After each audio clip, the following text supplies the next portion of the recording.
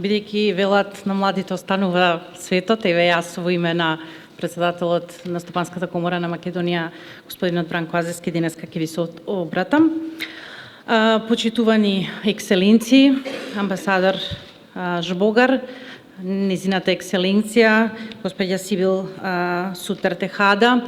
почитуван председател на владата на Република Северна Македонија, господин Зоран Заев, почитуван заменик председател на владата, господин Кочо Ангјушев, почитувани присутни бизнисмени, предприемачи и иноватори. Ми представува посебно чест и задоволство да ви се обратам денеска во име на Стопанската комора на Македонија на денешниот прв Балкански предприемачки самит, кој е во организација на Creative Hub и на Стопанската комора на Македонија, кој има за цел на едно место да ги обедини сите млади бизнисмени од регионот со цел нивно поврзување и меѓусебна соработка, која во иднина ќе отвори, се надеваме, големи можности за сите нас.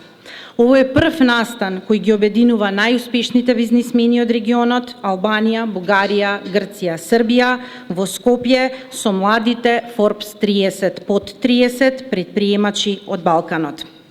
Предприемачките способности на двајца млади македонски предприемачи оваа година, кои се дел од елитното друштво на Forbes за Европа во категоријата социјални предприемачи, беа препознати од Стопанската комора на Македонија и затоа, како најстара бизнис асоциација во земјата, и дадовме можност и шанса заедно денеска со нив да го организираме првиот Балкански предприемачки самит, а тоа се Аријана и Бојан Коскарови. Како представници на најголемата деловна заедница во земјава, сакаме да истакнеме посебно и благодарноста и поддршката која за овој настан ја даде владата на Република Северна Македонија и секако Швајцарската конфедерација на Македонија, но и поддршката на компаниите членки на комората. Оваа силна поддршка нам што ни укажува дека предприемништвото сите овие години има големо значење, но и дека во суштина предприемачите се тие кои што ги креираат работните места, се обучувачи, се иноватори, креатори, преземачи на ризик, активни членови во заедницата и движечка сила во рамките на конкурентноста и кои преденесуваат за растот на економијата. Токму од тие причини предприемништвото треба и во иднина да му се дава што поголем приоритет.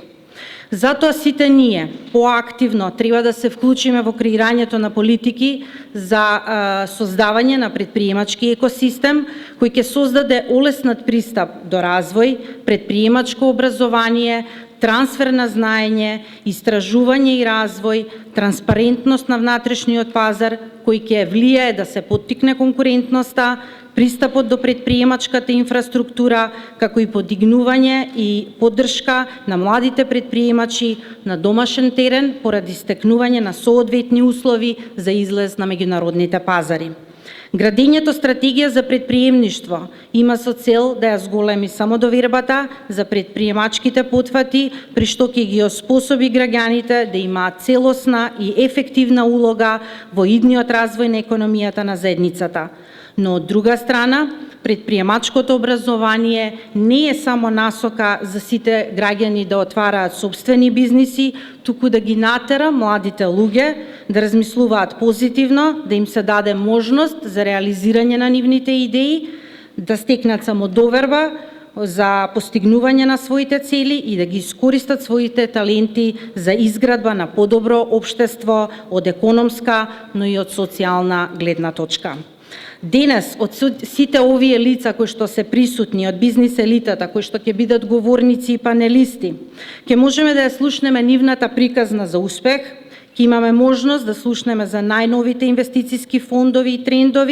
трендовите во дигиталниот маркетинг, за искуствата на едни од најуспешните балкански бизнисмени кои развиваат технологии на иднината и за иновативните решенија во индустриите. Сето тоа го отвара патот за економски развој, кој е клучен за зголемување на прогресот на нашето општество, се со цел сите да имаме подобар и поквалитетен животен стандард.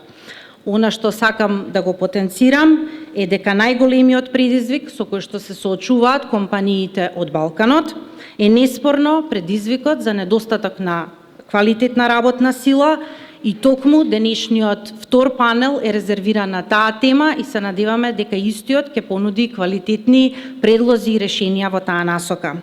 Со цел креирање на нови работни места и надминување на проблемот со невработеноста и миграциите, кои што неминовно влијаат на пазарот на труд во последните години, потребни се задолжителни, според нас, измени во образовниот систем, каде фокусот ќе биде ставен во наредниот период на стручното образование и обука, независно дали станува збор за формален или неформален систем на образование. Сето тоа е возможно доколку се воведе дуалниот систем на образование, кој подразбира комбинирана реализација на образовниот процес во училишти и компании, согласно утврдена образовна програма,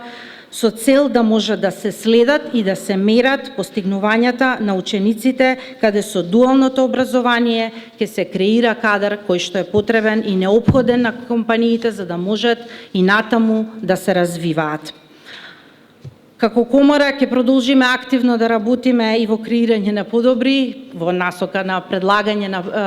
мерки за создавање на подобри услови за сите бизниси и за сите компании во земјата, без разлика дали станува збор за мали, големи, странски или домашни. Како и досега, така и во наредниот период ќе се фокусираме да се насочиме кон условите за подобрување на состојбите на конкурентноста на нашата економија и за поттикнување на предприемиштвото. Се надевам дека тоа ќе бидат и темите кои што сериозно ќе бидат разработени во текот на овој самит. Визијата на овој самит е истиот да прерасне во традиција и сигурни сме, согласно и денешната бројност и квалитетните очекувани презентации денес, дека истиот ќе даде соодветни резултати. Ве благодарам.